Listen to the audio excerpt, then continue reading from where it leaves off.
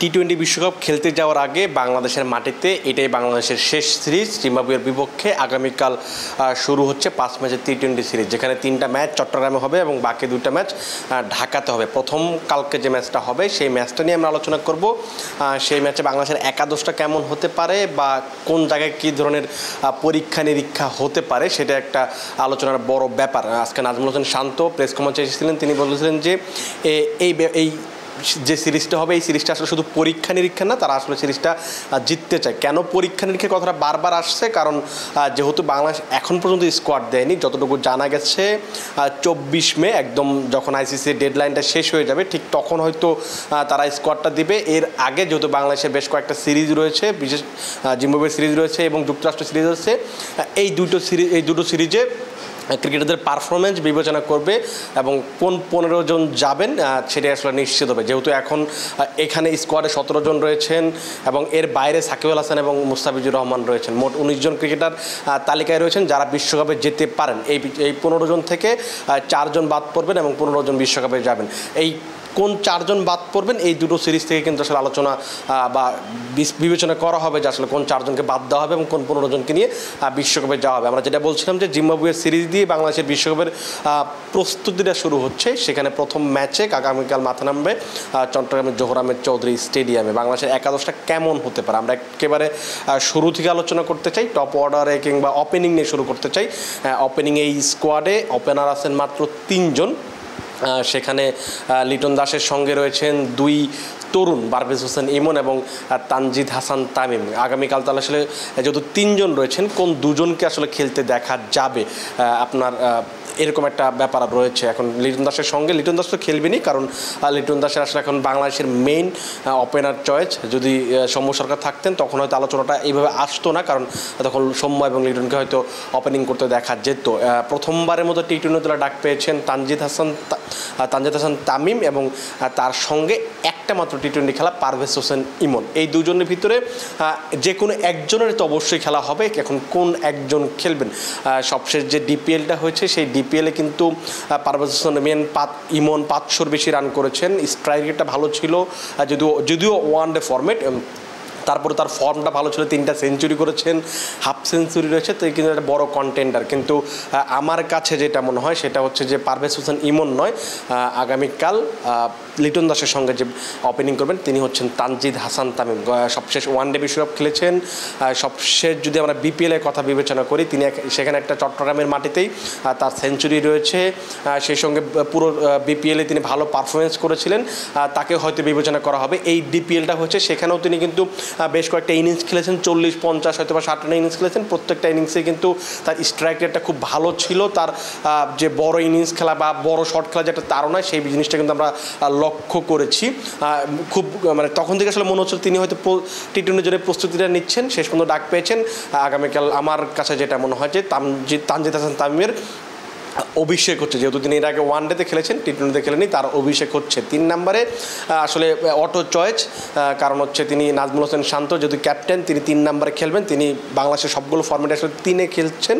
সাকিব আল হাসান যখন 3 নম্বর জায়গাটা ছেড়ে দিয়েছেন, তারপর থেকে শান্তকে আসলে 3 নম্বরের জন্য বিবেচনা করা হচ্ছে। 4-এ কে খেলবেন? 4-এ এখানে আসলে এখানেও একটা অটোমেটিক চয়েস, কারণ এখানে তিনি তাওহিদ হৃদয়, তিনি 4 নম্বরে খেলবেন। তিনি লাস্ট কয়েক যে ম্যাচগুলো খেলছেন বাংলাদেশের যে 1-1.5 বছরের যে ম্যাচগুলো খেলেছেন, বেশিরভাগ ম্যাচগুলোতে তিনি 4 কিংবা 5-এ খেলেছেন। যেহেতু এখানে ওয়ানডে নয়, মুশফিকুর রহিম নেই, সেই কারণে 4 নম্বর হয়তো তাওহিদ হৃদয়কে দেখা যাবে। 5 নম্বরের অপশনটাতে যেহেতু সাকিব আল হাসান নেই, সাকিব আল হাসান যদি থাকতেন সেক্ষেত্রে কিন্তু সাকিব আল হাসানই এই 5 নম্বর জায়গাটাতে খেলতেন। যেহেতু সাকিব নেই, সেখানে হয়তো একটা অভিজ্ঞ কোনো কাউকে বিবেচনা করা হবে। সেখানে একটা অপশন, সেটা হচ্ছে মাহমুদুল্লাহ রিয়াদ, তিনি 5 নম্বরে খেলবেন। এবং 6 নম্বরের জন্য হয়তো জাকের আলী অনেক। এই স্কোয়াডে যারা আছেন, যারা বিশ্বকাপে যেতে পারেন, যেহেতু বিশ্বকাপের জন্য বিবেচনা করা হচ্ছে, সেই ক্ষেত্রে বিশ্বকাপে একাদশে থাকতে পারেন, খেলতে পারেন এমন ক্রিকেটারদের আসলে এই দুটো সিরিজে মানে বাজিয়ে দেখা হবে। সেক্ষেত্রে জাকের আলী অনেক অবশ্যই বড় কন্টেন্ডার, তিনি 6 নম্বরে খেলবেন। 7 নম্বরে একটা ইন্টারেস্টিং একটা ফ্যাক্ট, এইখানে সব দেশই আসলে একজন পেস বোলিং অলরাউন্ডার খেলাতে চায়, যিনি আসলে মিডিয়াম পেস বলটা করবেন, যখন প্রয়োজন হবে দলের প্রয়োজনে বোলিংটা করবেন এবং ব্যাটিংটা করতে পারবেন লোয়ার অর্ডারে। সেই এরকম একজন ক্রিকেটার সবাই চায়। আমরা সবসময় যখন কথা বলি তখন বেন স্টোকসের কথা বলি, হার্দিক পান্ডিয়ার কথা বলি। সেক্ষেত্রে বাংলাদেশে কিন্তু মোহাম্মদ সাইফুদ্দিন রয়েছেন, তিনি বাংলাদেশকে আশা দেখিয়েছিলেন, কিন্তু তার ইনজুরি বা অন্যান্য যে সমস্যাগুলো, পারফরমেন্সগুলো, এগুলো আসলে অনেকটা সময় তাকে ভুগিয়েছে। সবশেষ বিপিএলে তিনি নতুন বলে ফরচুন বরিশালে দারুণ বোলিং করেছেন, তিনি আউট সুইং পাচ্ছিলেন, ইন সুইং পাচ্ছিলেন, উইকেট পাচ্ছিলেন, ব্যাট হাতে শেষ দিকে এসে 10 বলে 25 রান, 10 বলে 23 রান, কখনো বা 12 বলে 30 রানে ক্যামিং ইনিংসগুলো খেলেছিলেন। তিনি যেহেতু সবচেয়ে ঢাকা প্রিমিয়ার লিগেও ভালো করেছেন, তাকে যখন দলটা ঘোষণা করা হয় তখন কিন্তু জানানো হয়েছিল যে প্রধান নির্বাচক গাজী আশরাফ হোসেন লিপু জানিয়েছিলেন যে তার উপর বিশেষ একটা নজর রয়েছে, কারণ এই ধরনের ক্রিকেটার যারা পেস বোলিংটা করতে পারেন, আপনি স্পিন বোলিং অলরাউন্ডার অনেক দেখবেন, বাংলাদেশে আসলে অগণিত স্পিন বোলিং অলরাউন্ডার রয়েছে, কিন্তু পেস বোলিং অলরাউন্ডার এটা আসলে খুবই এখন রেয়ার হয়ে গিয়েছে। সেই কারণে আসলে মোহাম্মদ সাইফুদ্দিনের উপরে তাদের একটা ফোকাসটা অনেক বেশি, এবং সাইফুদ্দিনের জন্য কিন্তু একটা বড় চ্যালেঞ্জ। প্রায় 18 মাস পর বাংলাদেশ দলে ফিরেছেন।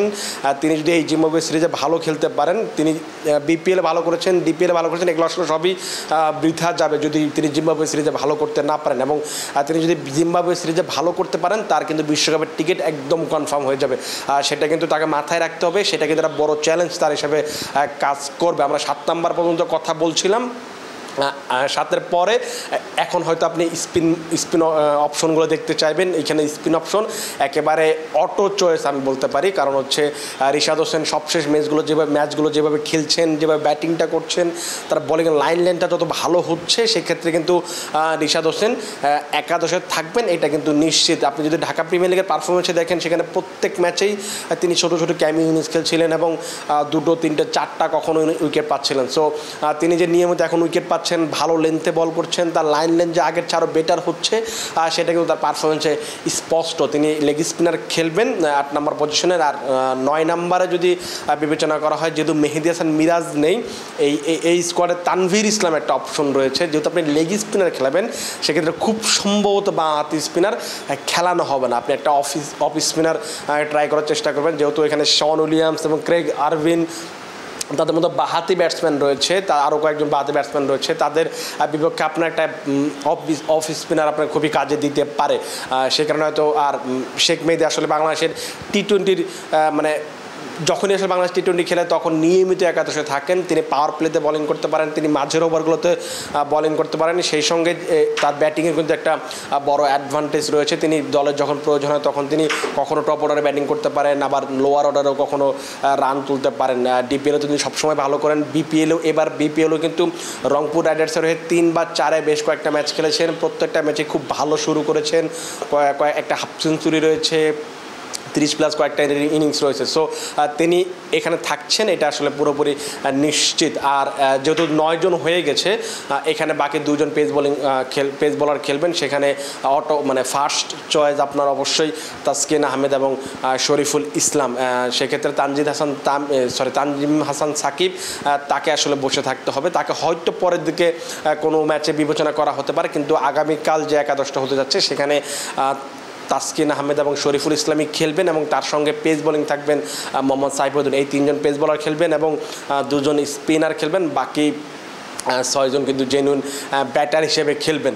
সো এই হচ্ছে কালকের একাদশ। দেখা যাক কী হয়। এই একাদশ নিয়ে চেঞ্জ আসতে পারে, তবে যেটুকু আশা করা যায় যে এই ধরনের একটা একাদশ হতে পারে। আগামীকাল সন্ধ্যায় বাংলাদেশের ম্যাচটা রয়েছে, এই প্রস্তুতিটা শুরু হচ্ছে, সেখান থেকেই বাংলাদেশের কতটা প্রস্তুত হতে পারে, কতটা প্রস্তুতি নিতে পারে, সেটা এখন বড় প্রশ্ন। দেখা যাক, আমরা যখন ম্যাচ হবে, ম্যাচের পর অবশ্যই আপনাদের সঙ্গে আলোচনা হবে। আপনারা সে পর্যন্ত ভালো থাকবেন, সুস্থ থাকবেন এবং ক্রিক ফ্রেঞ্জির সাথেই থাকবেন।